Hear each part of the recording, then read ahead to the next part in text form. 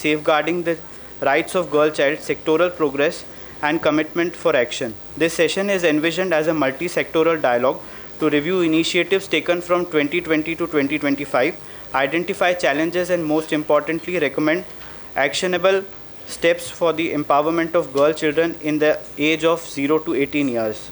To guide us through this session, we are deeply honored to have as Chair Honorable Mr. Justice Vivek Jain, Member POCSO Committee, High Court of Madhya Pradesh. We also have esteemed resource persons to grace this conversation. We now honor our dignitaries and resource persons. May I respectfully invite Shri Sachin Sharma, Additional Director, MPSJ, to kindly present a sapling to Honorable Mr. Justice Vivek Jain as a symbol of our reverence.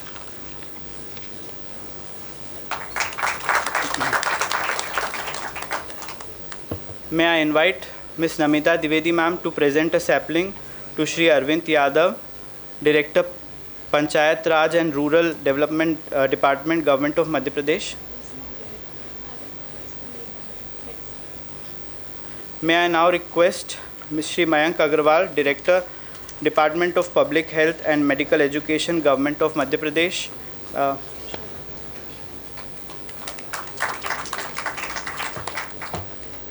May I again request Shri Sachin Sharma sir to present a sapling to Shri Basant Kurre, Additional Secretary, Department of Labour, Government of Madhya Pradesh. May I now request Mrs. Sangeeta Yadav ma'am to present a sapling to Ms. Sankita Dhakre, Deputy Secretary, Social Justice and Empowerment of Persons with Disabilities, Department, Government of Madhya Pradesh.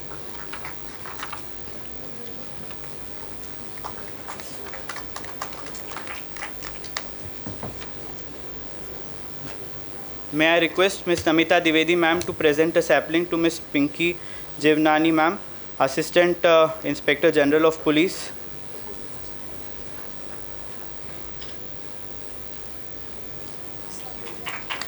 May I request Shri Saurabh Singh to present a sapling to Dr. Nivedita Sharma, Member Madhya Pradesh State Commission for Protection of Child Rights.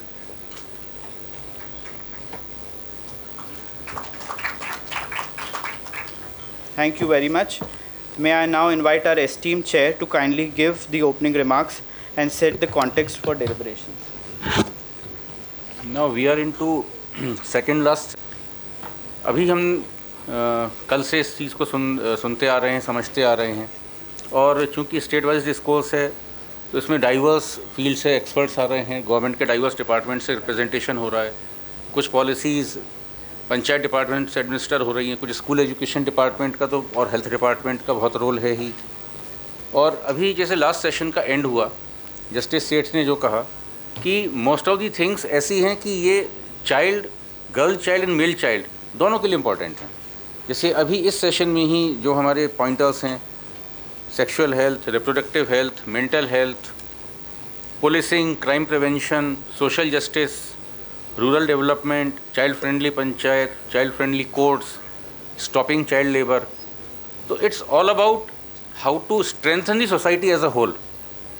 अगर as a whole हम society को strengthen करेंगे, इन सब चीज़ों पर ध्यान दे के सारे डिपार्टमेंट्स का प्रॉपर कोऑर्डिनेशन होगा, अपने अपने सेक्टर्स में जो डिपार्टमेंट्स वर्क कर रहे हैं उसमें प्रॉपर कोऑर्डिनेशन होगा। Government has to frame the policy, government has to execute the policy, लेकिन सारे डिपार्टमेंट्स का प्रॉपर कोऑर्डिनेशन और पॉलिसी इस तरह से बने, जैसे प्रोसिक्यूशन विंग है, प्रोसिक्यूशन विंग का अलग काम है, उससे पहले पुलिसिंग का काम है, उससे और पहले काम है क्राइम प्रिवेंशन, फिर क्राइम हो तो किस तरह का सपोर्ट हो, फिर अगर प्रोसिक्यूशन हो, ट्रायल हो तो किस तरह का सपोर्ट हो, फिर जब कन्विक्शन हो या कन्विक्शन से पहले विक्टिम कंपनसेशन की बात हो। So all should work in coordination. And we are lucky that we are having representation of child right commission also in this session, क्योंकि सेक्शन 13 जो चाइल्ड राइट एक्ट है 93 का, उसमें चाइल्ड राइट कमीशन को constant monitoring की power है across all departments जहाँ पे भी चाइल्ड राइट का वायलेशन हो। And child right commission has the most important role in that, because this discourse, state wise discourse we took up in the last year, then we are taking up in this year, but child right commission can monitor continuously। और ऐसे भी बहुत सारे grey areas हैं जिन पे भी काम करने की ज़रूरत है। जैसे एक मैं कुछ दिनों से फील कर रहा हूँ, लेकिन जिसके बारे में बात नहीं हो रही है। जैसे आजकल फैमिली मैटर्स बहुत ज़्यादा आ रहे हैं, फैमिली का बिखराव बहुत ज़्यादा हो रहा है, फैमिली कोर्ट्स में जो एक्सप्लोजन हो रहा है डॉकेट्स का, वो सबको जानकारी है। इसमें जो बच्चे होते हैं across the board, child, girl child हो या मेल चाइल्ड हो, what happens to that child? वो child deprived section of society का नहीं है, अंडर प्रिविलेज सेक्शन का नहीं है, बट स्टिल ऐसे बहुत सारे केसेस आ रहे हैं, चाइल्ड ऑर्फन ना होते भी ऑर्फन की ज़िंदगी जी रहा है। For example, a child is with the wife and wife dies, he can not go back to the father because he has never lived with the father. Vice versa with the male child, if male child was being brought up by the father and father dies, वो माँ के साथ कभी रहा नहीं है। तो ये ऐसे बहुत सारे एरियाज़ हैं जिस पर हमें वर्कआउट करने की ज़रूरत है। एक बड़ा छोटा सा डेवलपमेंट हुआ है, लेकिन बहुत इंपॉर्टेंट डेवलपमेंट हुआ है, सेंट्रल गवर्नमेंट ने किया है पेंशन रूल्स में, कि जहाँ मदर और फादर का मैट्रिमोनियल डिस्प्यूट चल रहा है, wife can give an application if the wife is government servant कि मेरी डेथ के बाद पेंशन केवल बच्चे को मिले, हस्बैंड को ना मिले। जहाँ पे बच्चा हस्बैंड के साथ नहीं रह रहा है, ऐसा हो रहा है बच्चा रह रहा है किसी और के साथ, अपने मैटरनल इन लॉज के ग्रैंड पेरेंट्स के साथ, and then there is a dispute of pension. Pension is meant for the child, basically minor child. He is not able to get pension because he has lost emotional touch with the father. Vice versa भी ऐसे cases हैं. But this is one sector we should look forward to urgently, because they are not downtrodden people, but the children are being downtrodden on account of these disputes. So चूँकि Child Right Commission, we are fortunate in this session, they are being represented. They should look into all these issues and do constant monitoring. और बाकी हमारे expert panelist हैं, अभी हम उनको सुनते हैं। Our first presentation is from the health sector covering sexual and reproductive health services and mental health. May I invite Shri Mayank Agarwal, Director, Department of Public Health and Medical Education, to kindly address us. We'll be giving a small presentation on Madhya Pradesh Government Health Department's effort in comprehensive approach on sexual and reproductive health and mental health of girl child in Madhya Pradesh.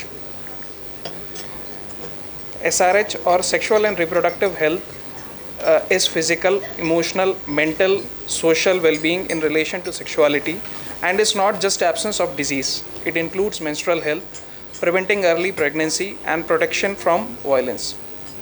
Mental health encompasses emotional, psychological, and social well-being, influencing stress management, relationships, and decision making.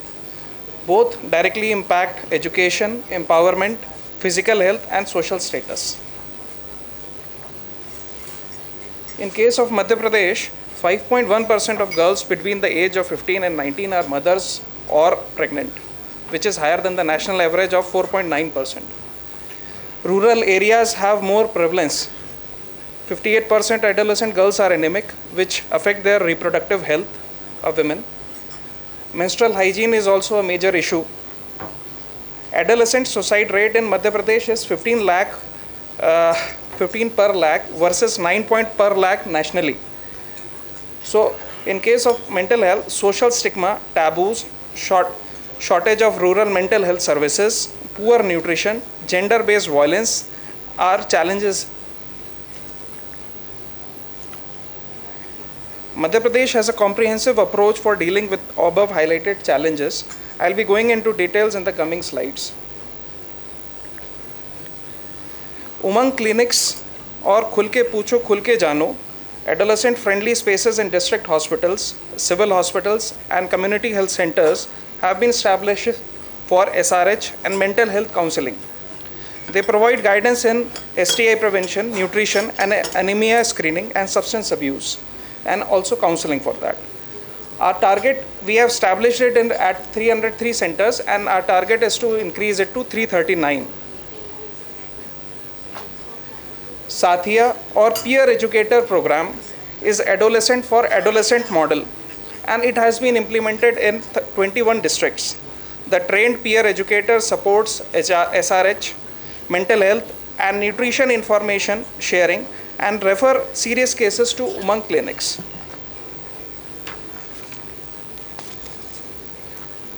Umang School and Wellness Program is being operated at 9,220 schools for classes 9 to 12. Trained teachers have been identified as health and wellness ambassadors.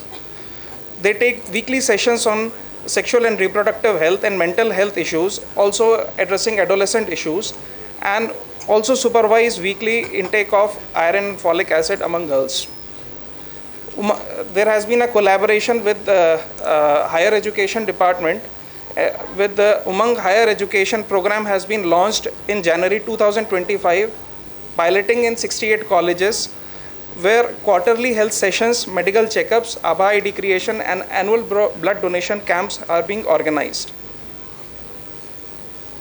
Mankaksh or mental health clinics have been established in every district hospitals, where screening, counseling, and trauma support is being done, and access to psychiatrists and psychologists is being made. Telemanas is a 24/7 helpline, and that has been created for confidential counseling for depression, anxiety, and adolescent-related issues like bullying, academic pressure. They have also been linked to Mankaksh situated in the districts. Digital outreach program by the state government has been carried out through Just Ask chat box or Khul Ke Poocho chat box for SRH and mental health queries, and Manhit app has been created for mental health assessments and referrals. Stigma and cultural barriers restrict open discussions. Limited smartphone and internet access in rural areas limit digital outreach. There is weak parental and community involvement. There is a strong need for adolescent participation in program designing and monitoring. Now some solutions and recommendations. We need to scale up the capacity building of Umang Center counselors and health providers and establish specialized training modules for adolescent mental health.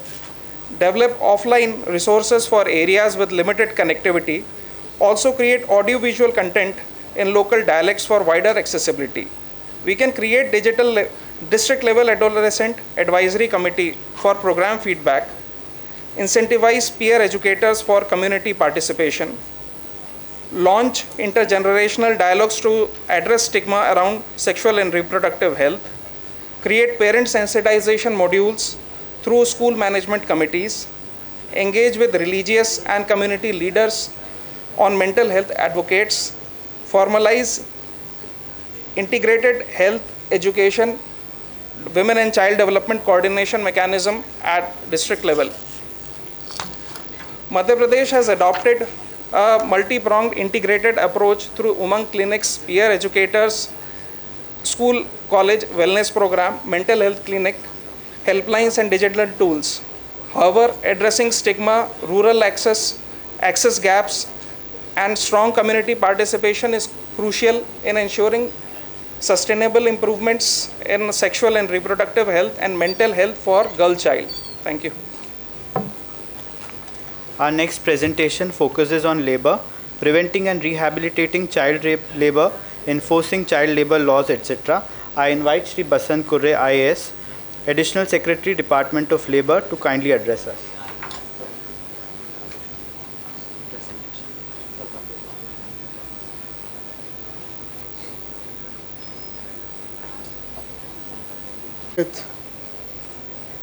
माननीय न्यायमूर्ति विवेक जैन साहब, माननीय न्यायमूर्ति अमित सेठ साहब, माननीय न्यायमूर्ति आनंद Pathak ji, panelist जो इस सभा कक्ष में उपस्थित अन्य माननीय न्यायाधीशगण और मेरे साथी, श्रम विभाग की ओर से जो कि दो तरह से काम करता है, एक जो एक रेगुलेटरी बॉडी के रूप में वो काम करता है और दूसरा अपने बोर्ड्स और अन्य शासकीय योजनाओं के माध्यम से श्रमिकों के बेहतर के लिए वो काम करता है। आज का जो टॉपिक है, जो इसमें चाइल्ड लेबर और ख़ासकर इसमें जो बालिकाओं को लेकर इश्यूज़ हैं, उसके बारे में एक छोटा सा प्रेजेंटेशन मैं रखना चाहता हूँ। इंट्रोडक्टरी पार्ट में अगर देखेंगे तो जो बाल श्रमिक हैं, ILO की रिपोर्ट के अनुसार लगभग 15 करोड़ 20 लाख बाल श्रमिक हैं। भारत में 1 करोड़ बाल श्रमिक हैं, जिसमें 45 लाख बालिकाएं हैं। मध्य प्रदेश में 2011 के जनगणना के अनुसार 7 लाख बाल श्रमिक हैं। चूँकि इसके बाद जनगणना नहीं हुई तो एग्जैक्ट फिगर्स इसके फ़िलहाल अभी इसमें उपलब्ध नहीं है। इसमें मुख्य रूप से जो बालिकाओं के अधिकार की रक्षा करना और जेंडर इक्वालिटी, लैंगिक समानता, ये हमारे टॉपिक रहेंगे।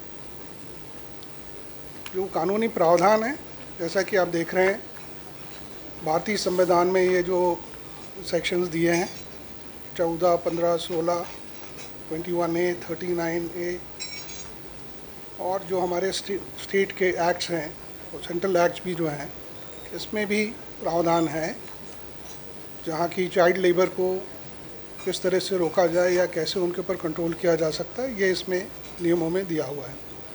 साथ ही साथ जो सस्टेनेबल डेवलपमेंट गोल्स हैं, इसमें भी जो 5 नंबर पर दिया है कि इक्वलिटी ऑफ जेंडर और फ्री एजुकेशन और एम्प्लॉयमेंट फॉर चिल्ड्रन, ये इसमें गोल्स में भी लिखा हुआ है। जो मुख्य चुनौतियां हैं हमारे सामने, सबसे पहले तो लैंगिक भेदभाव और पुत्र होने पर उसको वरीयता दिया जाना। बाल विवाह एक सामाजिक कुरीति है और काफ़ी समय से हम लोग इस पर काम कर रहे हैं और काफ़ी इस पर रोकथाम भी हुई है। गुणवत्तापूर्ण शिक्षा और स्वास्थ्य, ये हमारे 2 ऐसे सेक्टर्स हैं, अभी भी इसमें काफ़ी काम होना बाकी है क्योंकि इसकी सीमित ही अभी तक पहुंच है। कुपोषण और जो कमज़ोर स्वास्थ्य सूचकांक, ये भी अभी हमारे 2 इंडिकेटर्स हैं जिनको हमें एड्रेस करना है। बालिकाओं की सुरक्षा और संरक्षा से भी जो चीज़ें जुड़ी हुई हैं, उस पर भी चिंता व्यक्त करना है। शिक्षा जो है एक बहुत ही महत्वपूर्ण अंग है, जिसमें अगर हम देखें तो जो स्कूल से जो ड्रॉप आउट्स होते हैं वे ही अल्टीमेटली चाइल्ड लेबर के रूप में कन्वर्ट हो जाते हैं। श्रम विभाग जो है इसमें प्रमुखता से बालिकाओं के लिए शिक्षा के स्तर को बढ़ाने के लिए प्रयासरत हैं। श्रमोदय विद्यालय और श्रमोदय ITI, फ़िलहाल 4 विद्यालय श्रमोदय के अभी काम कर रहे हैं, जिसमें लगभग 4,500 बच्चे शिक्षा प्राप्त कर रहे हैं और 5 नए और विद्यालय हैं जो कि इनका निर्माण प्रस्तावित है।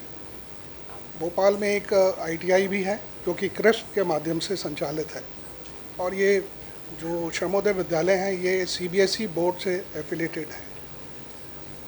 बहुत सारी हमारे स्वास्थ्य लेबर डिपार्टमेंट की जो योजनाएं हैं उसमें स्कॉलरशिप्स और प्रोत्साहन राशि दिए जाने के भी प्रावधान है, जिसमें 2,000 से लेकर 25,000 तक की राशि जो है मेधावी छात्रों को दी जाती है। श्रम विभाग के अंतर्गत जो श्रमिक हैं उनके बच्चों को अगर इंजीनियरिंग या मेडिकल कॉलेज में एडमिशन होता है तो उसकी पूरी फीस श्रम विभाग देता है। फ़िलहाल डिजिटल शिक्षा के ऊपर भी प्राथमिकता से हम लोग काम कर रहे हैं। जैसा कि मैंने आपको बताया कि बाल श्रम का जो मूल कारण है वो है स्कूल से ड्रॉप आउट होना। स्कूल में एडमिशन होने के बाद बच्चे स्कूल नहीं जाते हैं, ड्रॉप आउट हो जाते हैं और उनका मॉनिटरिंग जो है सही ढंग से नहीं हो पाती है। UNICEF के माध्यम से भी हम लोग लगातार इस विषय पर काम कर रहे हैं। स्कूल में जो बच्चे नहीं आ पा रहे हैं उनकी जो डैशबोर्ड के माध्यम से उनके मॉनिटरिंग करने की आवश्यकता है। एक हमारा जो योजना है वेदा, जो vocational education for drop outs, इस पर भी हम बहुत तेज़ी से काम कर रहे हैं और ऐसे बच्चों का ट्रैकिंग कर रहे हैं जो स्कूल छोड़ देते हैं, पर हम उनको वोकेशनल ट्रेनिंग और ओपन स्कूल के माध्यम से हम उन्हें कुछ और योजनाओं के माध्यम से लाभ दे सकें, इस पर हम काम कर रहे हैं। युवा मिशन के अंतर्गत भी, जिसमें कौशल उन्नयन प्रशिक्षण देकर हमारा लक्ष्य है कि कम से कम जो मिनिमम वेजेस हैं इतना वो व्यक्ति ट्रेन हो जाए कि कम से कम अपना मिनिमम वेजेस उसको प्राप्त हो सके। और इन सभी के लिए मॉनिटरिंग के लिए अलग अलग ये जो पोर्टल्स बने हैं, स्वराज पोर्टल आदि, ये जो आप देख रहे हैं, इन पोर्टल्स के उसमें हम इनकी मॉनिटरिंग कर रहे हैं। सबसे आवश्यक है कि जो सरकारी स्कूलों में जो पेरेंट्स टीचर मीटिंग जो होती है वो होना आवश्यक है, क्योंकि बच्चे एडमिशन लेने के बाद जो है ड्रॉप आउट हो जाते हैं, आते नहीं हैं। तो जहां उसकी अनुपस्थिति दर्ज हो तो उसी समय वार्निंग साइन आना चाहिए कि ये बच्चा स्कूल क्यों नहीं आ रहा है। और इस तरह के जो बच्चे जो कक्षाओं में अनुपस्थित रहते हैं या गुम होते हैं, उनकी ट्रैकिंग पंचायत स्तर से ही हम लोग प्रारंभ कर रहे हैं। स्वास्थ्य और पोषण का भी जो इसमें बहुत महत्वपूर्ण इसमें जिम्मेदारी है। इसमें मातृ और शिशु की जो स्वास्थ्य सुरक्षा के लिए आवश्यक है कि काम किया जाए। श्रम विभाग के अंतर्गत कर्मचारी राज्य बीमा, इसके भी लगभग 200 डॉक्टर्स हैं, हॉस्पिटल्स हैं अलग अलग जगह पर। इनके माध्यम से भी श्रमिकों के बच्चों के लिए ये योजनाएं इसमें काम कर रही हैं। इसके अलावा जो प्रसूति सहायता योजना, चिकित्सा सहायता योजना, आवास योजना, आयुष्मान भारत, ये इस योजनाओं में ज़्यादा से ज़्यादा जो श्रमिक हैं, उनके बच्चे हैं, उनका पंजीयन हो और उनको इस योजना का लाभ मिल सके। पोषण अभियान अन्य विभागों द्वारा भी जो संचालित है, एक हेल्थ केयर इंडिकेटर के रूप में इसमें भी करते हैं। बहुत ही ज़रूरी है कि जो MMR और IMR, जो शिशु और मातृ मृत्यु दर है, इसकी दर में कमी लाने की बहुत ज़्यादा आवश्यकता है। ये जो चाइल्ड लेबर का जहाँ तक बात है, उनकी रिहैबिलिटेशन के लिए ये योजनाएं हैं। अभी पिछले 2 वर्षों में जो आंकड़े दिख रहे हैं ये आपके सामने इसमें हैं। और जो योजना के रूप में यदि कहीं बाल श्रमिक पाए जाते हैं तो नियोजक से 20,000 रुपये और राज्य शासन के कोष से 15,000 रुपये जो भी चाइल्ड लेबर है उसके खाते में जमा होते हैं। लेबर डिपार्टमेंट में ये जो बालक और कुमार श्रम अधिनियम है, इसमें 14 वर्ष से कम उम्र के बालक बालिकाओं को इसमें खतरनाक और गैर खतरनाक कारखानों में कार्य किया जाना पूर्णतः प्रतिबंधित है। सुरक्षा की जहाँ तक बात अगर आती है तो कानून जो है, पॉक्सो अधिनियम, बाल विवाह अधिनियम, किशोर न्याय अधिनियम, ये सब एक्ट हैं ही। इसके अलावा जो अलग अलग विभागों के साथ कोऑर्डिनेट करके, जैसे हमने महिला हेल्पलाइन बनाया है, वन स्टॉप आपका केंद्रों की स्थापना की है, जहाँ अगर कोई केसेस आते हैं तो सीधे इनसे वो संपर्क कर सकते हैं। किशोरियों के लिए जो है साइबर सुरक्षा कार्यक्रम और राष्ट्रीय राज्य स्तरीय बाल संरक्षण सेवाएं भी उपलब्ध हैं। इसमें लगातार हम लोग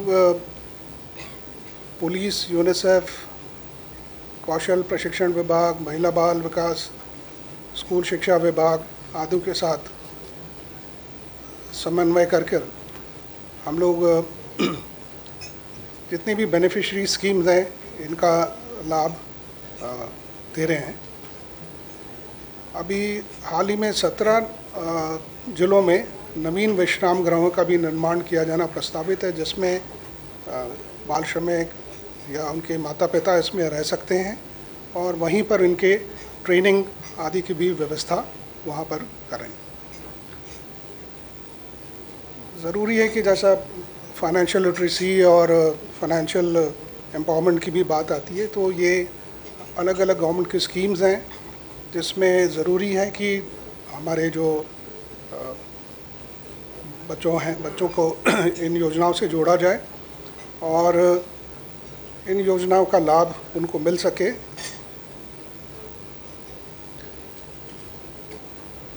ये काम कैसे होगा, इसमें समाज की भी भागीदारी की आवश्यकता है और सरकार की भी।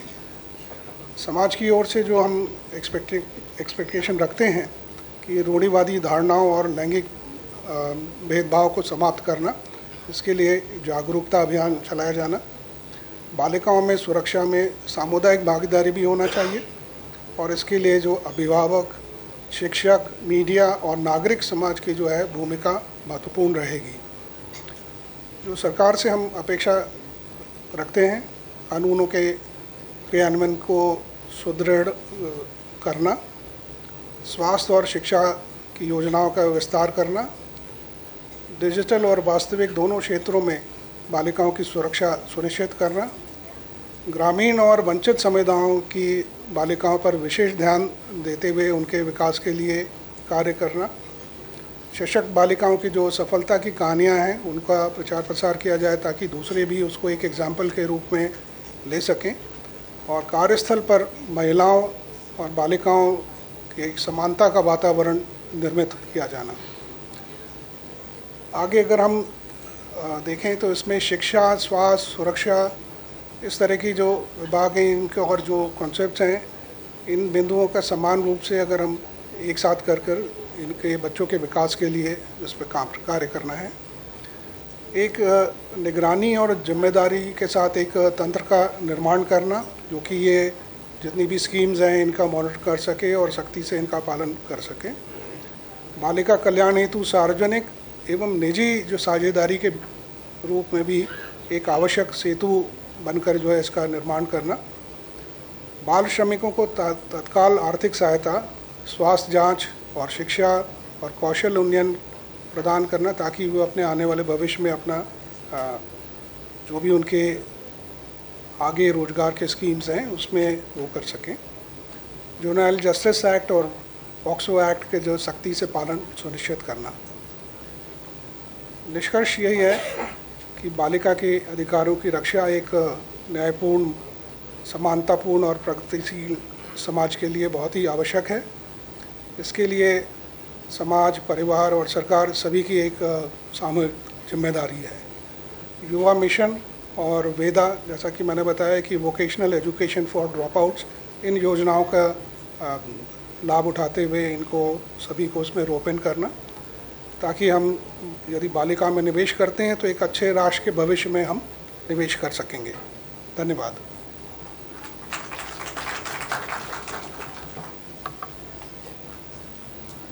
Thank you so much, sir. We now move to the social justice sector, covering services for marginalized, disabled, street-connected and begging children with emphasis on girl child. May I call upon Ms. Ankita Dhakre, Deputy Secretary, Social Justice Department, to kindly address us.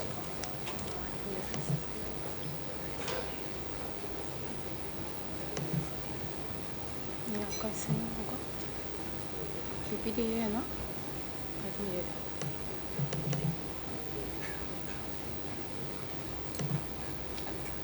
and audience sitting over here. सामाजिक न्याय एवं दिव्यांगजन सशक्तिकरण विभाग की ओर से आज का प्रेजेंटेशन हमारा स्पेशल स्कूल्स के ऊपर है जो मध्य प्रदेश शासन द्वारा दिव्यांगजन बच्चों के लिए चलाया जा रहा है। जैसा आप देख सकते हैं, as per 2011 census Madhya Pradesh में अराउंड 15.5 लाख दिव्यांगजन की जनसंख्या है और अगर 0 से 19 वर्ष का हम लोग देखेंगे उसमें अराउंड 4.6 लाख बच्चे आते हैं। ये विशेष विद्यालयों का कैटेगराइजेशन हम लोगों ने किया है 4 बेसिस पे, जिसमें फर्स्ट हमारा अनुदान के आधार पर टोटल हमारे 43 स्पेशल स्कूल्स चल रहे हैं, जिसमें से 20 आपके शासकीय विद्यालय हैं और 23 हमारे राज्य अनुदान प्राप्त अशासकीय विद्यालय हैं। इन्हीं 43 विद्यालयों का कैटेगराइजेशन हमने दिव्यांगता के आधार पर भी इधर शो किया है, जिसमें से 29 आपके श्रवण बाधित एवं दृष्टि बाधित स्कूल्स हैं, 12 आपके इंटेलेक्चुअल डिसेबिलिटी के हैं, 2 आपके लोकोमोटिव दिव्यांगता के हैं। जेंडर के आधार पे देखें तो 43 में से 3 स्कूल्स सिर्फ और सिर्फ बच्चियों के लिए कैटर कर रहे हैं, बाकी आपके कोएड हैं और इन्हीं 43 में से 38 में आपके छात्रावास उपलब्ध हैं और 5 में छात्रावास अनुपलब्ध हैं। इन बच्चों की जो अगर जनसंख्या देखें हम लोग टोटल कितने बच्चे इसमें पढ़ रहे हैं तो हमारे टोटल 3400 जो बच्चे हैं इन्हीं शासकीय विद्यालयों में, अशासकीय विद्यालयों में एट प्रेजेंट एनरोल्ड हैं और पढ़ाई कर रहे हैं। ये विशेष शिक्षक की एक जानकारी मैं दे रही हूँ क्योंकि आगे एक स्लाइड में हम लोगों को इसका यूज़ आएगा। एक्चुअली जो हमारे टोटल जो पद हैं 247 है जो स्पेशल एजुकेटर्स के हैं, जिसमें से 193 हमारे भरे हुए हैं और 54 हमारे रिक्त हैं। औसत अगर विद्यार्थी की हम लोग संख्या देखें हर एक विद्यालय में, तो ऑन एन एवरेज ये 80 हैं। ये अनुदान प्रदान करने के मापदंड हैं जो अशासकीय संस्थाओं को दिए जाते हैं, जो सिंपल इसमें आपको दिव्यांगजन अधिकार अधिनियम के अंतर्गत धारा 51 में संस्था का पंजीयन होना अनिवार्य है, उसका रजिस्ट्रेशन होना अनिवार्य है, विभागीय मान्यता उसकी प्राप्त होनी चाहिए। विभागीय मान्यता एवं अनुदान जो नियम है हमारे 2017 उसके अनुसार स्वयं के व्यय से उसका 3 वर्ष का संचालन हो रहा आवश्यक है और 2 वर्ष की अवधि का CA ऑडिट रिपोर्ट होना अनिवार्य है। ये विशेष विद्यालयों में हम लोग सुविधाएं एवं सेवाएं दे रहे हैं। फर्स्ट इसमें पॉइंट आ जाता है इंक्लूसिव एजुकेशन। इसमें बच्चों की शिक्षा के साथ साथ जो उनके पेरेंट्स होते हैं उनके अभिभावक की भी कार्यशाला हम from time to time conduct करते हैं। प्रशिक्षण भी कार्यक्रम किया जाता है।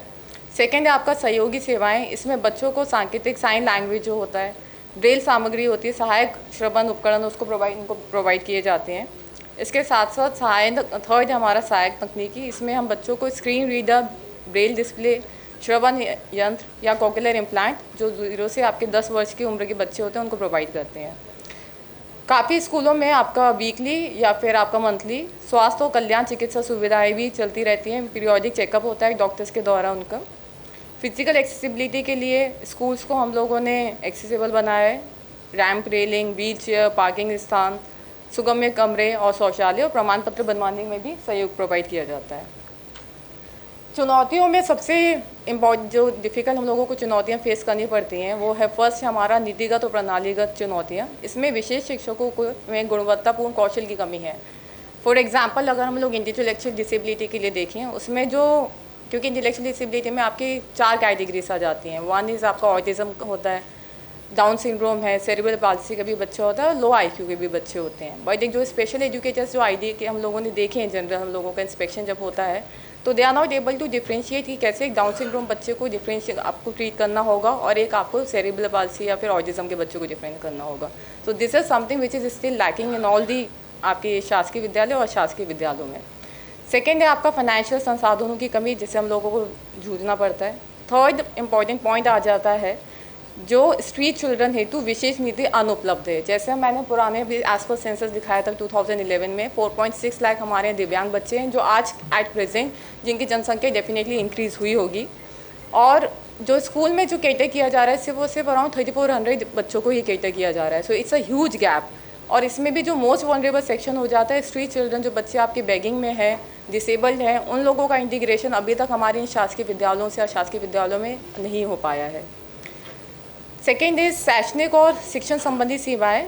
इसमें आपका कठोर पाठ्यक्रम होता है, व्यक्तिगत शिक्षा योजना की कमी है, शिक्षकों का अपर्याप्त प्रशिक्षण है जैसे हमने बताया था पहले पॉइंट में, और मुख्य धारा शिक्षा से दूरी है। स्पेशल स्कूल्स का अभी भी जो इंटीग्रेशन मेन स्कूल्स जो होते हैं जिसमें आपके नॉर्मल बच्चे होते हैं, दिव्यांगजन बच्चों का इंटीग्रेशन कहीं ना कहीं लैकिंग है। थर्ड इज़ इंफ्रास्ट्रक्चर और सिक्योरिटी रिलेटेड इश्यूज़। ट्रांसपोर्टेशन की सुविधाएं अभी भी हमारे यहाँ नहीं है। Although we have received 11 proposals from different schools जिसमें हम लोगों ने हम लोगों की ट्रांसपोर्टेशन सर्विसेज बच्चों के लिए घर से आने जाने की भी करवाना चालू कर रहे हैं जो डे स्कॉलर्स भी होते हैं, बट अभी ये एट प्रेजेंट नहीं है। दिव्यांगजन की आवश्यकता अनुरूप विशेष सुरक्षा व्यवस्था का अभाव भी है। जैसा अभी प्रीवियसली पैनलिस्ट ने बताया था कि बच्चियों का जो होता है शोषण उनके घर में रिलेटिव्स और फैमिली के द्वारा भी किया जाता है। सो थिंक अबाउट वो बच्चियां जो आपकी दिव्यांगजन है, जो इंटेलेक्चुअल डिसेबिलिटी है, हियरिंग डिसेबिलिटी है, वो कितनी ज़्यादा वल्नरेबल होती होंगी। इवन देयर आर केसेस जो हमारे स्कूल्स में भी चल रहे हैं जहाँ पर आपके कर्मचारी होते हैं उनके द्वारा भी ऐसे केसेस आते हैं जिनमें इन बच्चियों का कहीं ना कहीं ऑफेंस हो जाता है, उनका हैरेसमेंट होता है और उसमें वो बता नहीं पाती हैं। तो this is something which we are facing. Fourth point is the सामाजिक और भावनात्मक चुनौतियाँ। स्पेशली आपके सामाजिक भेदभाव इन बच्चों की तरफ होता है, ना कि नॉर्मल सोसाइटी से बट उनके इवन उनके खुद के पेरेंट्स और रिलेटिव्स के द्वारा, विच लीड्स टू एलिनेशन। साथ और इमोशनल इंटेलिजेंस की कमी देखी गई है उनके पेरेंट्स में, जनरल सोसाइटी में, और अभिभावकों की सक्रिय भागीदारी की भी कमी है। व्यापक प्रभाव अगर हम देखें तो इसमें सीमित करियर विकल्प ऑप्शंस होते हैं। अभी जैसे दिव्यांगजन भर्ती हम लोग क्या सारे डिपार्टमेंट्स में, गवर्नमेंट डिपार्टमेंट्स में चल रही है जिसमें इक्वल रिजर्वेशन दिया गया है 6% और 1.5% के आधार पे सभी 4 डिसेबिलिटी के लिए किया गया है। लेकिन जिसमें मोस्टली जो सीट्स आपकी जो हो रही हैं भर्तियाँ, उसमें लोकोमोटिव डिसेबिलिटी या फिर हियरिंग डिसेबिलिटी की मैक्सिमम आपकी भर्तियाँ हो पा रही हैं। लेकिन जो आपके आईडी है और दृष्टिबाधित दिव्यांगजन है, ये अभी भी आपकी ऑक्यूपाइड नहीं है, बिकॉज यहाँ पर या तो लैक ऑफ अवेयरनेस होती है या फिर बच्चों का इतना हो नहीं पाता डेवलपमेंट कि इसके लिए वो आ पाएँ।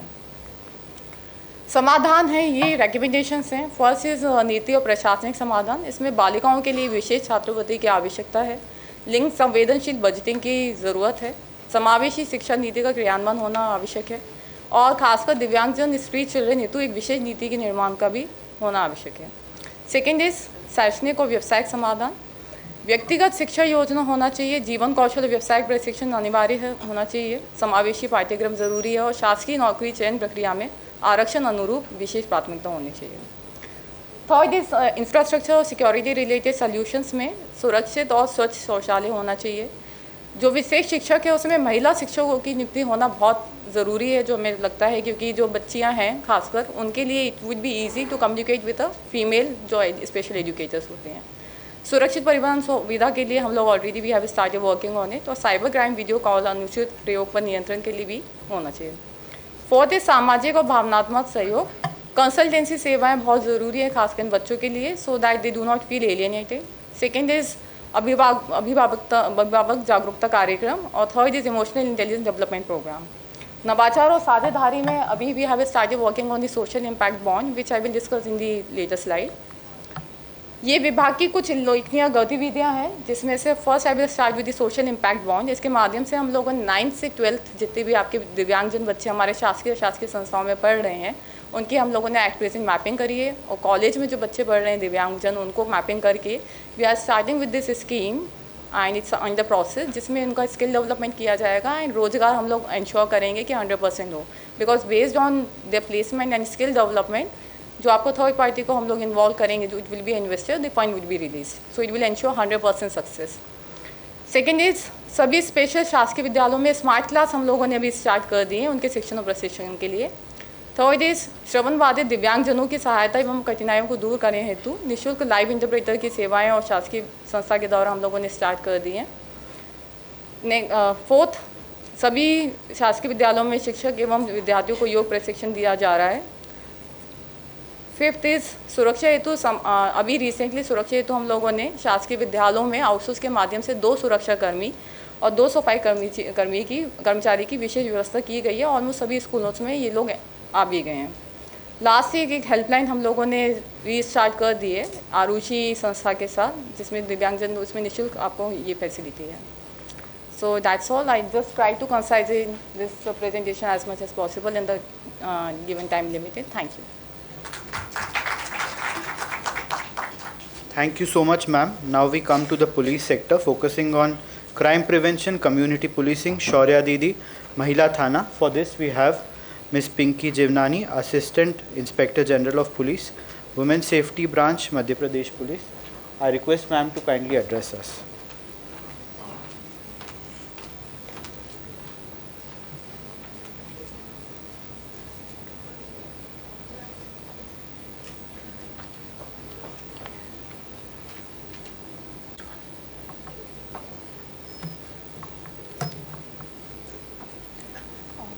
सम्मानीय मंच और यहाँ पर उपस्थित सभी लोगों को मेरा नमस्कार। मैं एमपी पुलिस डिपार्टमेंट में विमेन सेफ्टी ब्रांच की तरफ से अपना यहाँ पर रिप्रेजेंटेशन दे रही हूँ। मुख्य रूप से महिलाओं से संबंधित होने वाले जो भी क्राइम हैं उनका इन्वेस्टिगेशन, सुपरविज़न और जो सिक्योरिटी को थ्रेटनिंग्स हैं उनको हमारी ब्रांच के द्वारा एड्रेस किया जाता है। जितने भी महिला संबंधी क्राइम हैं, खासकर उसमें जो हीनियस ऑफेंसेस हैं जिसमें कि रेप है, नवविवाहिताओं की हत्या है, प्लस छेड़खानी की शिकायतें हैं, बच्चों के साथ होने वाले क्राइम हैं, छेड़छाड़ के साथ साथ में जो 112 आप लोगों ने सुना होगा उसकी मॉनिटरिंग, ये सभी चीज़ें हमारी ब्रांच करती है। हमने 2021 में इसके लिए जो मैकेनिज़्म तैयार किया है उसमें सभी थानों में महिला हेल्प डेस्क इस्टेब्लिश किया गया है। मिनिस्ट्री ऑफ होम अफेयर्स की तरफ से टाइम बाउंड तरीके से इसको सिस्टमेटिक अप्रोच के साथ में इस्टेब्लिश किया गया। सबसे पहले जिन थानों में सबसे ज़्यादा क्राइम था वहाँ पर हेल्प डेस्क को स्ट्रेंथन किया गया। उसके बाद स्टाफ और संसाधनों की उपलब्धता के आधार पर आज की डेट में सभी थानों में महिला हेल्प डेस्क काम कर रही है। पहले 1990s में मध्य प्रदेश के 10 ज़िलों में महिला थाना था। 2021 से सभी ज़िलों में एक महिला थाना की स्थापना की गई है। महिला थाना को एक स्पेशलाइज्ड यूनिट के रूप में इस्टेब्लिश किया गया है, जिसमें ह्यूमन ट्रैफिकिंग के लिए महिला थाना प्रभारी को नोडल ऑफिसर के रूप में नियुक्त किया गया है। ह्यूमन ट्रैफिकिंग जैसे कि अलग अलग पर्पस के लिए बच्चों से लेकर के महिलाओं से लेकर के टेक्निकली एडवांस्ड लोगों की भी ट्रैफिकिंग होती है। अगर मैं ट्राइबल बेल्ट से लेकर के इंटरनेशनल लेवल पे ट्रैफिकिंग की बात करूं, तो जो हमारे आदिवासी अंचल हैं जहां पर माइग्रेशन बहुत ज़्यादा है, वहां पर छोटे बच्चों को मजदूरी से लेकर के अन्य पर्पस के लिए ले जाया जाता है। फिर बाद में उनका जो अधिकार है उसके अकॉर्डिंग उनको मजदूरी नहीं दी जाती और सेक्सुअली अब्यूज़ भी उनके साथ होता है और भी कई तरीके के क्राइम उनके साथ में होते हैं। इसी के साथ अंग प्रत्यारोपण से लेकर के स्किन ग्राफ्टिंग से लेकर के जो सॉफ्टवेयर इंजीनियर्स हैं उनको नौकरी दिलाने से लेकर के बहुत सारे perception, cyber attacks, in gaming, इन सभी चीज़ों को लेकर के ऑनलाइन जब से कोविड आया और लोगों ने सोशल मीडिया पे अपना बहुत सारा टाइम स्पेंड करना स्टार्ट किया, तो अलग अलग तरीके से अपनी पर्सनालिटी को छुपा करके उनको पहले कोई मुखौटा बना के अट्रैक्ट किया जाता है और कई बार फिर वो चीज़ें जो है वो ट्रैफिकिंग में कन्वर्ट होती हैं। इवन जब तक पूरा 90% क्राइम कमिट होता है, पीड़ित को ये एहसास भी नहीं होता कि उसके साथ कोई ट्रैप चल रहा है। और इंटरनेशनल लेवल पे ट्रैफिकिंग के बहुत सारे ऐसे केसेस आए हैं जहाँ पे वो एंड होता है किसी अब्यूज़ के रूप में। तो इन सब चीज़ों को मॉनिटरिंग करने के लिए हमने एक स्पेशलाइज्ड यूनिट बनाया है। इसके अलावा 112 जो कि पहले डायल 100 था, उसमें जब आप कॉल करते हैं तो वो टोटल ऑनलाइन उसकी मॉनिटरिंग होती है, इवेंट जनरेट होता है और उसके बाद में पुलिस ने उस पर क्या एक्शन लिया उसकी मॉनिटरिंग होती है। साथ ही साथ में जो हीनियस ऑफेंस है जिसमें 7 साल से ज़्यादा की सज़ा है, 1090 करके हमारे पास में टोल फ्री नंबर है, जिसमें हम उनके पास में जो विक्टिम होती है उसको कॉल करके पूछते हैं कि जब आप थाने पर गए तो आपको थाने पर कितनी बार जाने की ज़रूरत पड़ी FIR कराने के लिए। क्या आप पहली बार पहुँचे तो आपकी FIR जैसा आप चाहते थे वैसी लिखी गई, और या पुलिस के व्यवहार से आप संतुष्ट हैं, या जिन आरोपियों का आपने नाम लिया वो FIR में रजिस्टर किए गए। तो लगभग इसमें अभी पुलिस का सेटिस्फैक्शन रेट 95 to 97% तक हमने अचीव किया है, जो over the period last 5 years में डिसिप्लिनरी एक्शंस के माध्यम से इसको इंश्योर करने की कोशिश की गई है। इसके अलावा जो सेकंड पार्ट है कि हमारा नेटवर्किंग, आम जनता को पुलिस के साथ में संबद्ध करने के लिए कम्युनिटी पुलिसिंग के माध्यम से क्राइम होने के पहले का जो पार्ट है, क्राइम के बारे में अवेयर करना और क्राइम होने से रोकना, इसके लिए भी हमारे द्वारा बहुत सारे प्रोग्राम्स चलाए जा रहे हैं। इसमें हमने उसको अलग अलग एज ग्रुप वाइज डिस्क्रिमिनेट किया है। छोटी बच्चियां हैं, उनको हम स्कूल्स में, आंगनवाड़ियों में गुड टच बैड टच के माध्यम से उनके साथ जो अब्यूज़ होता है उसके बारे में हम कार्टून पिक्चर्स के माध्यम से अवेयर करते हैं। उसके बाद में जो अडोलेसेंट गर्ल्स हैं से लेकर के कॉलेज जाने वाली जो बच्चियां हैं उनको सेल्फ डिफेंस के माध्यम से और कानून में उनके क्या अधिकार हैं, क्या क्राइम है, उसकी क्या सज़ा है, आप पुलिस को कैसे रिपोर्ट कर सकते हैं, इसके बारे में हम उनको जानकारी देते हैं। और अभी लास्ट 2 years से हमने लड़कों पर फोकस करके एक प्रोग्राम डिज़ाइन किया है जिसको हम अभिमन्यु कह रहे हैं। हमारे जो सोशल इश्यूज़ हैं, हम एज अ सिविक सेंस बच्चों में कैसा डेवलप करना चाहते हैं, उनको सामाजिक कुरीतियों के बारे में जागरूक करना चाहते हैं, एक अच्छा नागरिक बनाने के लिए उनको कानून के बारे में जो जो जानकारियाँ होना चाहिए कि उनका कौन सा व्यवहार कानून के दायरे में अपराध है, इसके बारे में भी हम उनसे होने वाली जो गलतियाँ हैं उसको रोकने के लिए उनको अवेयर करते हैं। तो जो हमारे यूथ फेस्टिवल्स हैं, 15 अगस्त के प्रोग्राम्स हैं से लेकर के जब नवरात्रि से लेके जो एक सोशल गैदरिंग हम मनाते हैं, ज़्यादा से ज़्यादा पब्लिक डोमेन में लोग होते हैं, तो वहाँ पर हम इन कैंपेन्स के थ्रू अवेयर कर रहे हैं।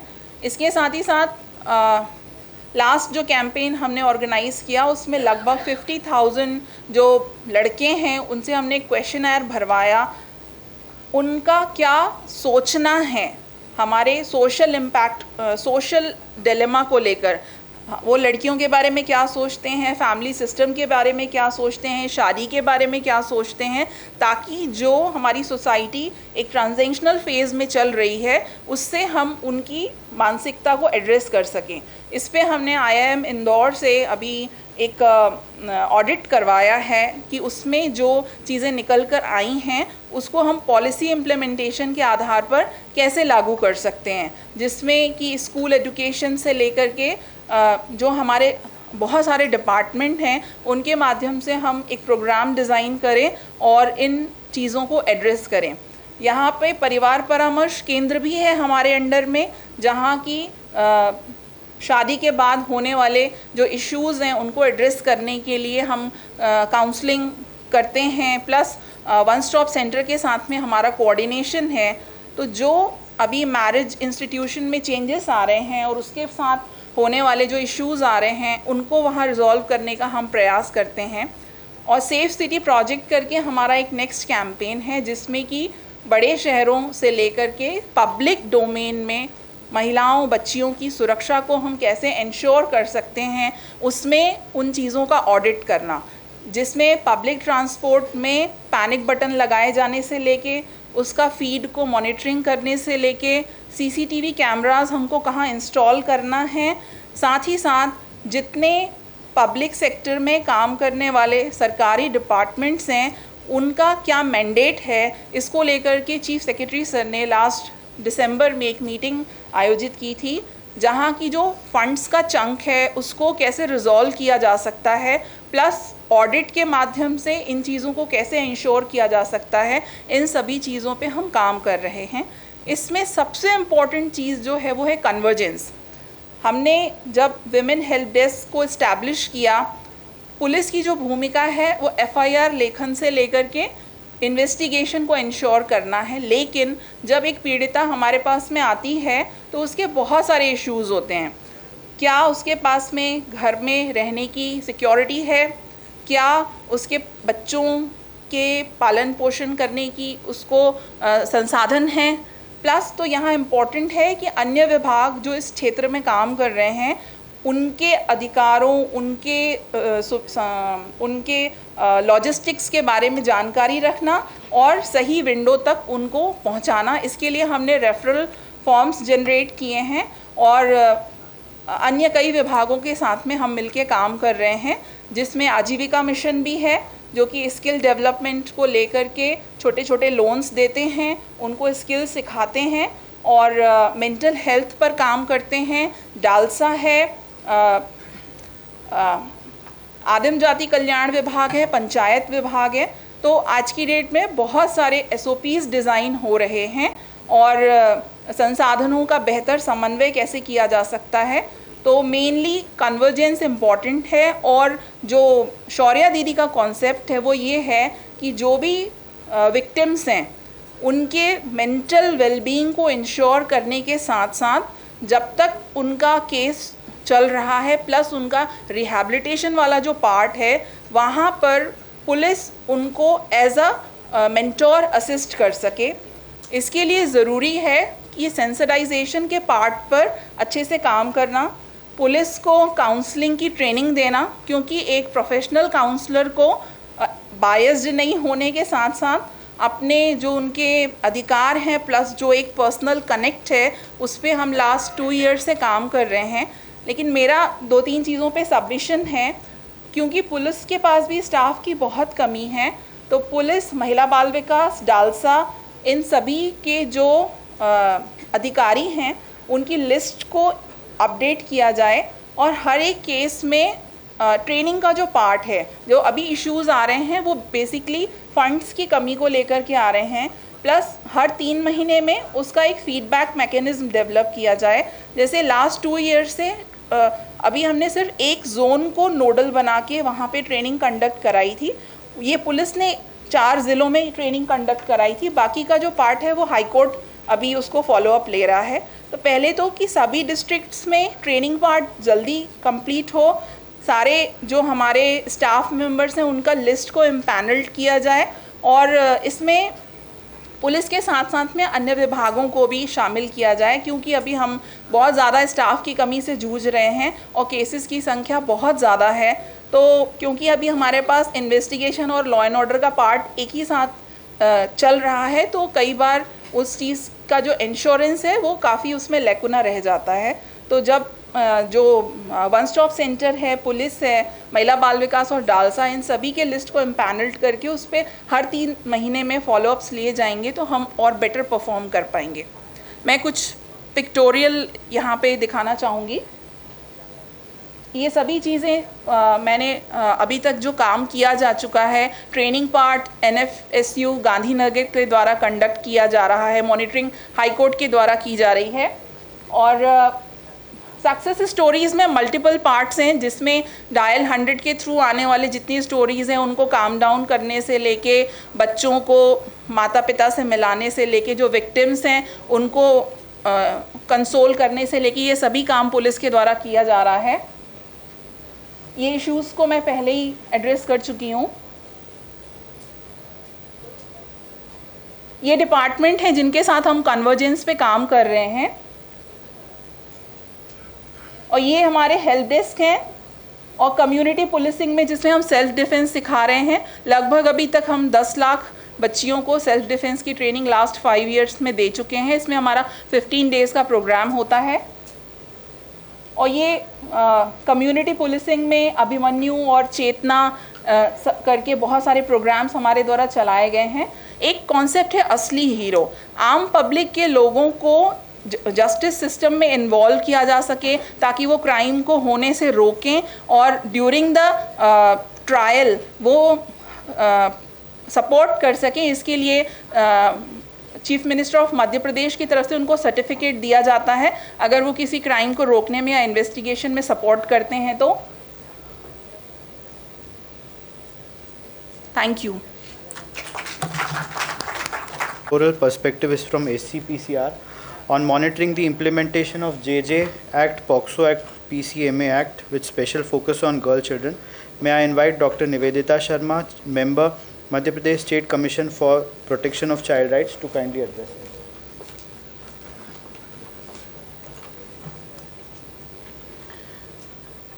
इस सभागार में उपस्थित समस्त सम्माननीय न्यायाधीश महोदय, इस तकनीकी सत्र की अध्यक्षता कर रहे न्यायाधीश महोदय विवेक सर,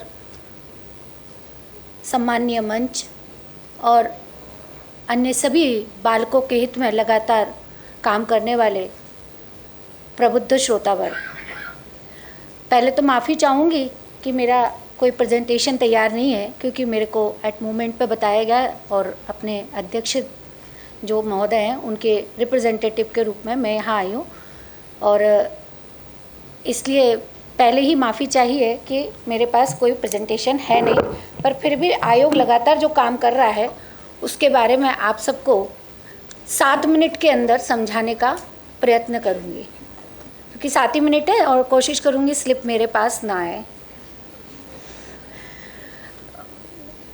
बाल अधिकार संरक्षण आयोग का जो CPCR एक्ट है उसके धारा 17 के अंतर्गत राज्य बाल आयोग का गठन किया गया है। कई सारे एक्ट हैं जो बच्चों के हित में काम करते हैं और कई सारे अधिनियमों धाराओं का प्रावधान करते हैं, नियमों को भी बनाते हैं और सारे के सारे डिपार्टमेंट उससे संबंधित हैं, जिसमें से बाल अधिकार संरक्षण आयोग अधिनियम जो 2005 जिसके अंतर्गत हमारा गठन किया गया है उसमें अध्याय जो 3 है आयोग के कृत्य और शक्तियाँ, तो उसकी धारा 13 के अंतर्गत हमारे को जो काम करने के प्रावधान दिए गए उसमें 13D, E, F, G, H, I ये सब दिए गए हैं। उसके अतिरिक्त जो लैंगिक अपराधों से बालकों का संरक्षण अधिनियम है 2012 एवं नियम 2020, इसमें जो धारा 44 है वो अधिनियम के क्रियान्वयन की मॉनिटरिंग का अधिकार बाल आयोग को प्रदान करती है। साथ ही साथ जो CPCR एक्ट की जो धारा 16 है उसमें और नियम 12(1)H है जो ये कहता है कि जब हम अपनी वार्षिक रिपोर्ट प्रस्तुत करते हैं तो उसमें एक स्पेशल अध्याय जो है वो केवल और केवल पॉक्सो पर हमको सम्मिलित करना होता है। तो जो भी वार्षिक प्रतिवेदन जब प्रस्तुत किया जाता है, पटल पर विधानसभा में रखा जाता है, तो उसमें एक अध्याय जो होता है वो पॉक्सो के केसेस से संबंधित होता है। इसके अतिरिक्त जो किशोर न्याय अधिनियम जो JJ एक्ट की बात की जाती है वो अध्याय 10 की धारा 109 के अंतर्गत उसकी भी क्रियान्वयन की मॉनिटरिंग है। प्रश्न ये है कि सभी जगह केवल मॉनिटरिंग का ही प्रावधान है। तो जब मैं आयोग में आई थी तो पॉक्सो के केसेस के संबंध में कुछ SOP के रूप में 8 बिंदु तय किए थे। बच्चे के पुनर्वास से संबंधित उसकी विधिक सहायता, उसको अंतरिम सहायता, उसकी शिक्षा, स्वास्थ्य, संरक्षण, विक्टिम कंपनसेशन और ख़ास तौर पे फॉर्म A और फॉर्म B, जिससे हमको बच्चे के बारे में पूरी जानकारी मिल जाती है कि बच्चा किस बैकग्राउंड से आता है, उसको वास्तव में क्या आवश्यकता है। तो चूँकि पहली बार आयोग फुल फ्लैश में बना है, 6 मेंबर और एक अध्यक्ष महोदय हैं, तो सभी की सामने ये रखा गया था। परंतु एक जो बात सामने आती है, मैंने कहा कि मॉनिटरिंग शब्द है और एक जो शब्द प्रचलित में है, न्यायाधीश महोदय है, सभी से तो क्षमा भी चाहूँगी कि मामला न्यायालय में विचाराधीन है, इसलिए आयोग को कोई संज्ञान नहीं लेना है, केवल धारा 13 के अंतर्गत उसको ले लेना और उस पर एक जांच प्रतिवेदन मंगा लेना और जांच प्रतिवेदन लेके उसको फाइल को नस्तीबद्ध कर देना, इतना काम आयोग में होता था। तो जब हमने 8 बिंदु तय किए तो एक जो प्रश्न मेंबर ऑफ सेक्रेटरी का था कि आप ये नहीं कर सकते क्योंकि मामला न्यायालय में विचाराधीन है। तो एक जो जितने भी एक्ट हैं, मुझे ऐसा लगता है कि एक इसकी ट्रेनिंग बहुत देना जरूरी है कि न्यायालय में जो केस है उसमें आरोपी तय होना है कि उसने अपराध किया है या नहीं किया है, और विक्टिम कंपनसेशन का प्रावधान और कुछ ऐसे प्रावधान जो हम सब लोग नहीं कर पा रहे वो माननीय न्यायाधीश महोदय के माध्यम से करते हैं। परंतु फिर अगर न्यायालय में विचाराधीन है तो CWC का काम क्या है, आयोग का काम क्या है, फिर सपोर्ट पर्सन का काम क्या है, PLB का काम क्या है, डालसा का काम क्या है। तो ये हमको तय करना है कि बच्चे के रिहेबिलिटेशन का काम जो है वो हम सभी लोगों का है। तो ये पहली प्रायोरिटी पे आयोग में आके ये पहला काम किया। और इसमें जब मेरे पास शुरू में जब जवाब आते थे तो सभी लोग अपना बता रहे हैं, तो बड़ा जवाब आता था तो दुख होता था कि विक्टिम कंपनसेशन या उसको राहत देनी है वो तो केस के अंत में तय होगा। क्या वाकई में ये सत्यता है कि केस के अंत में ही विक्टिम कंपनसेशन मिलेगा? क्या उसको अंतरिम राहत के रूप में कुछ भी नहीं मिल सकता? तो एक केस हमारे पास जब दतिया का आया, 5 साल की बच्ची थी, तो उसमें जब प्रतिवेदन आया तो मुझे बड़ी खुशी हुई कि उसको 2.5 लाख रुपए का कंपनसेशन विदाउट कन्विक्शन के उसके पहले ही दिया गया। तब उस बात को प्रूफ किया गया कि हाँ, ये आयोग का काम मॉनिटरिंग करने का मतलब केवल देखना नहीं है, सब अपना काम ढंग से करें, नियमित करें, कोऑर्डिनेशन के साथ करें। ये मॉनिटरिंग का मतलब ये होता है वहाँ पर। तो ये एक हमारी छोटी सी सक्सेस स्टोरी है। दूसरा, जब NCPCR के नेतृत्व में आकांक्षी ब्लॉक्स में जब बेंचेस लगाई गई और अभी लगातार जो जिलों में कोऑर्डिनेशन मीटिंग की गई, तो अभी सपोर्ट पर्सन की बात 2-3 सत्रों में की गई है। तो इतना सब कुछ करने के बावजूद भी जिलों में एक सपोर्ट पर्सन नियुक्त है।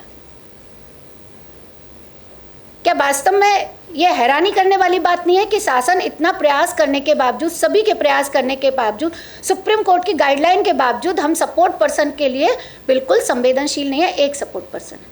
और उससे भी बड़ी बात है कि जनवरी से लेके मई तक एक जिले में सिर्फ एक पॉक्सो का केस रिपोर्ट किया गया, सिर्फ एक केस। तो हमने तो उनको ये कहा कि आपको तो क्राइम फ्री जोन का अवार्ड देना चाहिए अगर वास्तव में केस नहीं है। परंतु जिस दिन मैं वहाँ थी, वहाँ उस दिन 2 केस मैंने खुद ने रिपोर्ट करवाए पॉक्सो के अंतर्गत। तो बच्चा इतने सारे लोग होने के बावजूद भी हम सबके पास आ नहीं पाता है। तो बाल आयोग एक फैमिली एटमॉस्फेयर सभी जगह बने, इसके लिए प्रयास करता है। तो जो गाइडलाइन के रूप में कुछ चीज़ें दी गई है कि सारे स्कूलों में सभी ज़रूरत नंबर केवल चाइल्ड हेल्पलाइन नंबर नहीं है, बाल कल्याण समिति के नंबर, NCPCR का नंबर, SCPCR का नंबर, हमारे थानों के जो बाल संरक्षण अधिकारी है उनके नंबर, ये वहाँ पर लिखे होने चाहिए। साइबर क्राइम में अगर शिकायत करनी है तो उसका हेल्पलाइन नंबर भी वहाँ लिखा होना चाहिए। और जैसे अभी मैं कुछ जो यहाँ पर मैंने भी कुछ नोट किया जो मेरी भी जानकारी में नहीं था, जैसे ये जो श्रम विभाग का जो नंबर है, ये सारे जो हेल्पलाइन नंबर है ये भी वहाँ पर लिखे होना चाहिए। दूसरा, जब कोऑर्डिनेशन मीटिंग में जाते हैं तो सारे विभागों का जब कोऑर्डिनेशन होता है तो बहुत सारी योजनाएं हैं, परंतु ये काम मेरा है, ये काम इसका है, तो उसके चक्कर में जो योजनाएं हैं उसका लाभ नहीं मिल पा रहा। जैसे एक उदाहरण दूंगी, यहाँ स्वास्थ्य विभाग भी है, सामाजिक न्याय विभाग भी, एक कॉकलियर इम्प्लांट योजना है। भारत में पोलियो मुक्त अभियान चलाया गया और भारत ने उसमें सफलता हासिल की। क्या यह अभियान चलाया जा सकता है कि deaf and dumb free Bharat बन जाए? 6 साल तक के बच्चे का कॉकलियर इम्प्लांट जो 14 लाख का खर्च है वो भारत सरकार देती है, पर केवल वो 6 साल तक उम्र तक की ऑपरेशन उसका होना है, परंतु वो बच्चे जो है वो 6 साल के उम्र के बच्चे उस प्लेटफॉर्म पे पहुंच ही नहीं पाते कि उसका इलाज हो सके।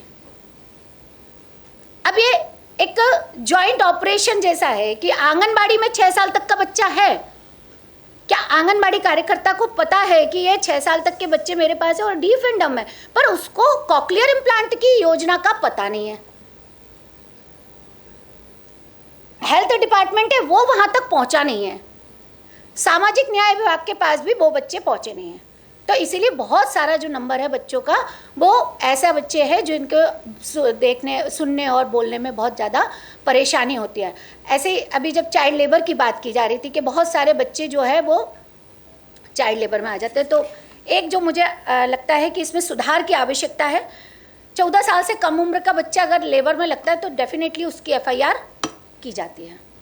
पर RT एक्ट 2009 निःशुल्क एवं अनिवार्य शिक्षा के आने के बाद से चूंकि 14 साल तक की अनिवार्य शिक्षा देनी है ऐसा मान लिया गया है, उसके बाद में हम कोई प्रयास नहीं करेंगे। अगर बच्चा पढ़ना चाहता है तो पढ़े, ना पढ़ना चाहता है तो ना पढ़े, और वो बच्चा ड्रॉप आउट हो जाता है। इसलिए ड्रॉप आउट बॉक्स में बहुत सारा बच्चों का नंबर बढ़ता जा रहा है, खासतौर पे 5वीं क्लास के बाद में बहुत ज़्यादा बढ़ता है।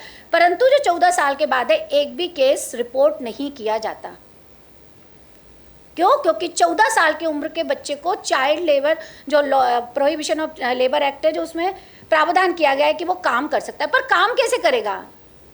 उसके खुद के हित बाधित ना हो ना, उसकी जान जोखिम में ना हो। अब पेपर बेच रहा है बच्चा, जान जोखिम में नहीं है उसकी, ट्रैफिक पे सिग्नल पे बेच रहा है 48 डिग्री सेल्सियस टेम्परेचर पे, पैरों में बिना जूते चप्पल के, बिना पानी के। क्या यह जोखिम भरा काम नहीं है? FIR नहीं होनी चाहिए क्या? पर नहीं होती है। तो ये थोड़ा सा इसके लिए एक सामूहिक प्रयास करने की ज़रूरत है। इसीलिए सर ने जब कहा, विवेक जैन सर ने, तो मुझे भी बड़ा अच्छा लगा कि SCPCR को रिकॉग्नाइज़ किया गया। और वास्तव में हम सब लोग ये प्रयास करते हैं कि हम सब लोग जितनी भी शासन की योजनाएं हैं उसको बच्चों तक ले जाने का प्रयास किया करें। पॉक्सो में कन्विक्शन रेट बहुत कम है, लोग समझौता हो जाता है। भाई समझौता हो कैसे जाता है? जब तक कि बच्चा हमारे पास है, हमने उसके FIR क्यों? क्योंकि CWC के पास में बच्चे को 24 घंटे के अंदर प्रस्तुत ही नहीं किया गया है। सागर जैसे जिले में 70 केस पेंडेंसी में हैं पॉक्सो के, जिसका जांच प्रतिवेदन आज तक आयोग के पास आया नहीं, जिसके लिए बेंच लगानी पड़ी प्रतिवेदन लेने के लिए। और उसमें भी बड़ी बात ये थी कि अभी भी उसमें सपोर्ट पर्सन नियुक्त नहीं हुआ है, चालान पेश नहीं हुआ है। और अगर सबसे अच्छा रिकॉर्ड मुझे कहीं मध्य प्रदेश में मिला, क्योंकि बुरे की बात की जाती है तो अच्छे की भी बात की जानी चाहिए, क्योंकि वो हमको कहीं ना कहीं मोटिवेट करता है। सबसे अच्छा जो है वो अशोकनगर है, मात्र 3 केस पेंडेंसी में है। Additional SP sir Gajendra sir मेरे साथ में थे जब, तो उन्होंने बताया, तो वास्तव में उनकी संवेदनशीलता दिखती है। तो जो कानून है, कानून अपनी जगह है, ये सारे जो एक्ट काम करते हैं ये संवेदनशीलता के साथ में काम करते हैं। हो सकता है मुझे जे एक्ट का ज्ञान नहीं होगा, पर इसका तो ज्ञान होगा कि मैं जो बच्चे के हित में काम करने जा रही हूँ वो बच्चे के हित में ही है कि किसी और के हित में। इतना तो विवेक है, क्योंकि CWC की जब गठन किया गया और JJ एक्ट का भी जब अधिनियम लाया गया तो उसमें कहीं भी ये नहीं लिखा कि लॉ की जानकारी होनी चाहिए। क्यों ऐसा CWC बनाया गया? क्यों ऐसे सोशल वर्कर्स की ज़रूरत है जो बच्चों के साथ में संवेदनशीलता के साथ काम करे, ना कि संवेदनहीनता के साथ कि हमको ऑफिस आना है, 10:30 पे आना है, 5:30 पे चले जाना है, बस इतना काम है। भाई रात में बच्चा आएगा, उसके लिए क्या करेंगे हम लोग? तो मेरा जो सजेशन है वो यही है कि एक कोऑर्डिनेशन के साथ काम किया जाए। प्रवेश, संस्थान में प्रवेश सबको याद रखना चाहिए कि अस्थायी प्रवेश दिया जाता है बच्चे को, कभी स्थायी प्रवेश नहीं दिया जाता है। पर जिलों में बच्चियां 2011 से होम्स में रह रही हैं और आज तक ना तो उनको CNCP घोषित किया गया, ना उनको लीगल फ्री घोषित किया गया, कोई रिहेबिलिटेशन नहीं है उनका, जबकि वो ह्यूमन ट्रैफिकिंग के केस में अंदर आई थी। 1 साल की बच्ची आई थी 2011 में, परंतु आज भी वो वहीं की वहीं है। तो उद्देश्य क्या है? पुनर्वास। खत्म कर, पुनर्वास, इस पे खत्म करूंगी पुनर्वास कह के। सारे एक्ट का उद्देश्य है पुनर्वास। सबसे फर्स्ट प्रायोरिटी परिवार, परिवार में सबसे पहला पुनर्वास होना चाहिए। वो परिवार नहीं है तो संस्था में आता है, परंतु उसके बाद में उसको लीगल फ्री करके एक परिवार देना। लीगल फ्री के बाद में भी नहीं जा पा रहा है तो स्पॉन्सरशिप और फॉस्टर केयर के माध्यम से परिवार देना, और जब वो भी ना हो पाए तो उसको उतना अपने पैरों पे खड़ा कर देना कि वह अपना खुद का एक परिवार बना सके और इस समाज की धारा में, मुख्य धारा में आके अपने को सरवाइव कर सके। ऐसा एक आयोग का भी प्रयास रहता है, और आगे भी आप सब लोग भी जो निर्देश देंगे और आप लोगों की जो अपेक्षाएं होंगी उसके अनुसार आयोग काम करेगा। धन्यवाद। Thank you so much, ma'am. I now request the Honorable Chair to kindly deliver concluding remarks. हमने सब डाइवर्स डिपार्टमेंट्स को सुना। इसमें कोई शक नहीं है कि गर्ल चाइल्ड के राइट सिक्योर करने के लिए, प्रोटेक्शन के लिए स्टेट का बहुत बड़ा योगदान है। ये स्टेट ही सबसे बड़ा प्लेयर है, क्योंकि अगर प्राइवेट पर्सन की बात करें तो society is skewed against girl child. तो जो भी परिवार के रिसोर्सेज होते हैं वो मेल चाइल्ड के लिए होते हैं primarily. So the state has to come up to the rise up to the occasion to ensure that girl child get education, get safety, security, everything. लेकिन कुछ माइनर लैकिंग्स हैं, जैसे अभी मैडम ने बताया SCPCR की तरफ से, शर्मा मैडम ने, कि जैसे कॉकलियर इम्प्लांट की योजना है उसका प्रचार नहीं हो रहा आंगनवाड़ी से। कुछ ऐसे केसेस हैं कि बहुत अच्छे गर्ल्स स्कूल हैं लेकिन वहाँ या तो फ़ैन नहीं है, फ़ैन है तो मालूम पड़ा कि पावर कट है, बिजली का बिल जमा नहीं किया गया है तो 6 महीने से बिजली कटी हुई है गर्ल्स स्कूल में। ये ऐसी छोटी छोटी चीज़ें हैं जिनको कि देखना चाहिए, और ऐसा लग रहा है कि कहीं कहीं कोऑर्डिनेशन की कहीं ना कहीं कमी है। इंफ्रास्ट्रक्चर है, योजना है, एग्जीक्यूट करने वाले लोग हैं, ऑफिसर्स सोच रहे हैं, लेकिन अल्टीमेटली कहीं ना कहीं छोटी कुछ मिसिंग लिंक्स हैं, जिस कारण कहीं कुछ योजनाएं प्रॉपरली एग्जीक्यूट या उसका बेनिफिट जितना जाना चाहिए उतना नहीं जा पा रहा है। अब जैसे सपोर्ट पर्सन की बात कही गई, सपोर्ट पर्सन इसको 9 to 5 जॉब की तरह से ले रहे हैं। दे शुड वर्क लाइक कि हम सपोर्ट कर रहे हैं, हम एक पॉक्सो विक्टिम को सपोर्ट कर रहे हैं, हम एक जुवेनाइल जस्टिस एक्ट में जो एक डेलिंक्वेंट है या जो भी है उसको we are supporting him, we are not doing a 9 to 5 job. इसलिए शौर्य दीदी का कंसेप्ट आया कि she is already a working constable, उसी को हमने दे दिया कि नहीं आप इसके सपोर्ट पर्सन की तरह से या इसके काउंसलर की तरह से काम करेंगे, तो वो बड़ा अच्छा कंसेप्ट आया। अब ये तो स्टेट जो करेगा, पब्लिक को क्या करना है? पब्लिक को पर्सपेक्टिव चेंज करने की ज़रूरत है। यदि पब्लिक पर्सपेक्टिव चेंज हो जाएगा तो बहुत सारी दिक्कतें, बहुत सारी समस्याएं अपने आप चली जाएंगी। आज हम कहते हैं कि गर्ल चाइल्ड पढ़ रही हैं, हर फील्ड में हैं, हवाई जहाज़ उड़ा रही हैं, स्पेस में जा रही हैं, लेकिन पर्सपेक्टिव मेल्स का कितना चेंज हुआ है? आज से 100 साल पहले मुंशी प्रेमचंद ने कहानी लिखी थी दृष्टिकोण, पर्सपेक्टिव। एक संभ्रांत घर की महिला सुबह मॉर्निंग वॉक के लिए पार्क में जाती है और चक्कर खा के गिर जाती है। उसमें बहुत सारे लोग आते हैं, उसको अपनी अपनी तरह से इंटरप्रेट करते हैं, इस महिला का कैरेक्टर क्या होगा, इस महिला का बैकग्राउंड क्या होगा। एक बड़े संभ्रांत शहर के वकील साहब, डॉक्टर साहब भी आते हैं, वो उसके बारे में जितने इन्वेंडोज़ करते हैं उस महिला के बारे में, वो मुंशी प्रेमचंद ने बहुत अच्छा उसको डिस्क्राइब किया है। वो एक मैडम ने अभी इन्वेंडोज़ की बात की थी और मेल्स का एक जोक्स करने की टेंडेंसी के बारे में बात की थी। उसका एक परफेक्ट उदाहरण है वो कहानी दृष्टिकोण। अल्टीमेटली 2 भले घर की महिलाएं आती, पूछती हैं भाई बेहोश पड़ी है, इसको जरा जगाओ, उसको पूछ तो ले कहाँ की है, क्या है, इसको घर तो पहुँचाओ। तो उसको जगाया जाता है पानी छिड़क के। तो वो जो वकील साहब उसके बारे में सबसे ज़्यादा इन्वेंडोज कर रहे थे, उसके लिए उससे शादी करने तक की प्लानिंग कर चुके थे, वो उन्हीं की बहू निकलती है। तो क्या ये दृष्टिकोण कितना चेंज हुआ है?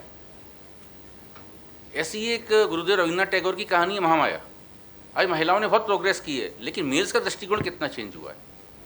महामाया कहानी है। उस समय सती प्रथा थी, बाल विधवा प्रथा थी। उसमें एक कहानी इसके ऊपर है कि एक महिला को एलिमिनेट करना था घर से। एक अनमेरिड लड़की थी, शादी की उम्र निकल गई थी, लेकिन घर में रह रही थी, वो घर वालों को खटक रही थी। तो उन्होंने उसके लिए दूल्हा तलाशा। जो दूल्हा 2-3 घंटे में मरने वाला था, 70-75 साल का आदमी था, डेथ बेड पर था। उससे उसके फेरे करा दिए जाते हैं रात को 12-1 बजे 2 बजे, और सुबह मर जाता है वो, और सुबह उस महिला को सती करा दिया जाता है। तो ये कुरीतियाँ थी, ये कुरीतियाँ हमने आई, और इनका किस तरह से मिसयूज़ हुआ, दुरुपयोग हुआ, और दृष्टिकोण कितना लेकिन चेंज हुआ है, उस पर सबको विचार करने की ज़रूरत है। बहुत अच्छी बात कही आपने। एक ये मेंटल हेल्थ पे आपने जो मिस्टर अग्रवाल जो कहा, आपने जो स्टैटिस्टिक्स दिए, तो कहीं मेंटल हेल्थ की आपकी यूनिट्स डिस्ट्रिक्ट हॉस्पिटल्स में हैं क्या? हाँ सर, बिल्कुल हैं सर, बिल्कुल हैं सर। ये मन क्लिनिक्स करके होती है, मन कक्ष करके खोला गया है। और हर डिस्ट्रिक्ट्स में सर इस तरीके से करा गया है कि 51 डिस्ट्रिक्ट्स में खोल दिया गया है। इसमें एक साइकेट्रिस्ट सब जगह पोस्टेड नहीं है, 35 ज़िलों में पोस्टेड हैं, और साइकोलॉजिस्ट और एक नर्सिंग स्टाफ को ट्रेन करके उसके लिए करा गया है। जहाँ पे साइकेट्रिस्ट नहीं है वहाँ पर रेगुलर डॉक्टर को वहाँ पे ट्रेन कर दिया गया है, और ट्रेन करने के बाद में मतलब जो थोड़ा बहुत काउंसलिंग उसको कर सके। और इसके साथ में सर जो जैसा प्रेजेंटेशन में बताया था कि सर 2 हमारे मेंटल हॉस्पिटल्स हैं, एक इंदौर में, एक ग्वालियर में। तो 24/7 एक इनकी जो हमारी एक हेल्पलाइन चलती है, तो 20 काउंसलर्स की पोस्ट वहाँ पे क्रिएट करी गई है। अभी 26 कार्यरत हैं। तो जब फ़ोन करते हैं तो प्रिलिमिनरी आपके जवाब वो देते हैं, फिर उसके बाद में जब उसको ज़रूरत महसूस होती है तो वो साइकेट्रिस्ट से उसको कनेक्ट कर देता है।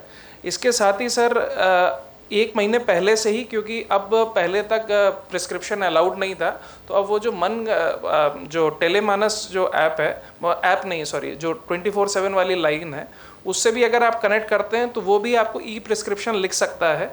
जो प्रिस्क्रिप्शन वहाँ से लिखेंगे और वो अपने यहाँ पे डिस्ट्रिक्ट में आ जाएगा, फिर उससे दवाइयाँ मिल सकती हैं। तो मन वाला तो सर रेगुलर है, चल रहा है।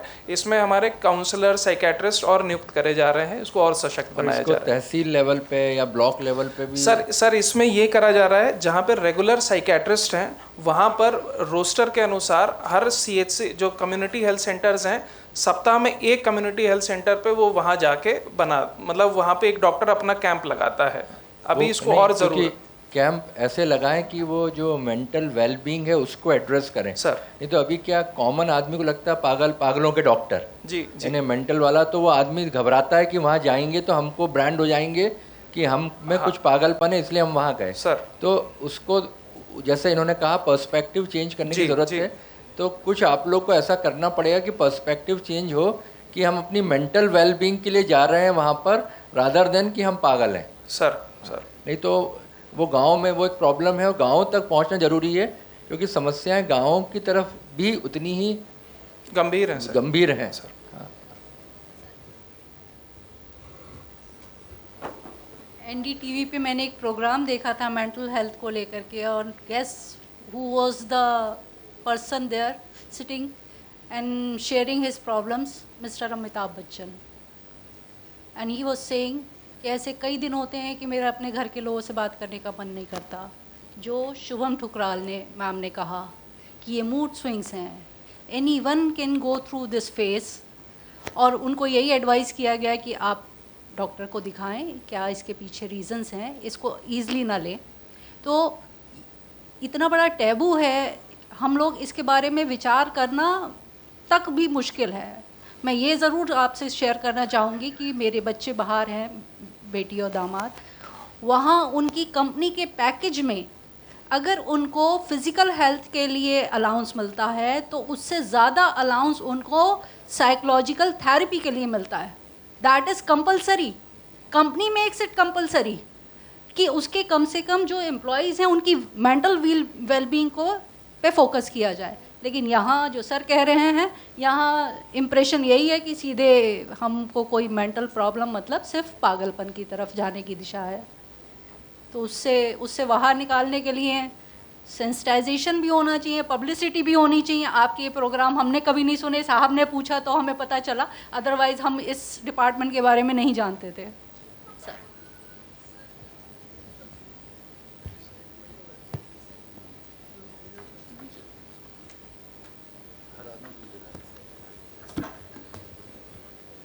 With this, we conclude the technical session 7. We express our deepest gratitude to Honorable Chair and to esteemed resource persons for valuable insights.